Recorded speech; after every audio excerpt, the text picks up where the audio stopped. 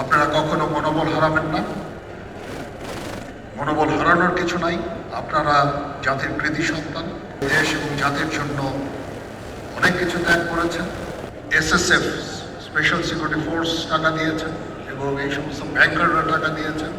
আমরা সেনাবাহিনীর তরফ থেকে টাকা খরচ করছি। ডিজিএফআই আপনাদের জন্য টাকা অর্থ দান করেছেন।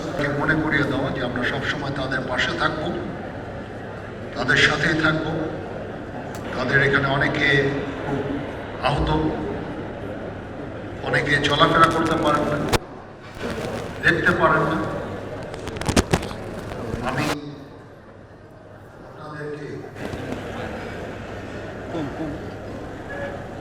অ্যাসুরেন্স দিচ্ছি যে আমরা সবসময় আপনাদের পাশে থাকব।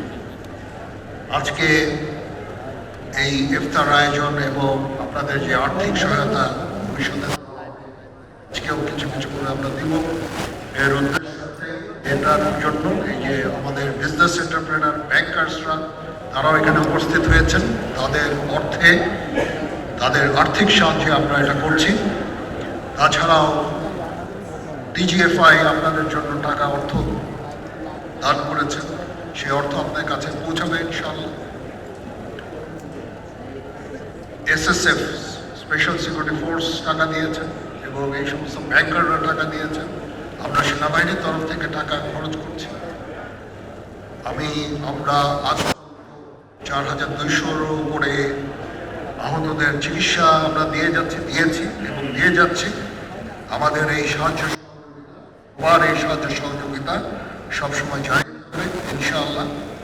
আমরা চেষ্টা করব আপনাদের একটা রিহ্যাবিলিটেশনের জন্য, সেই দিকেই করে যাব।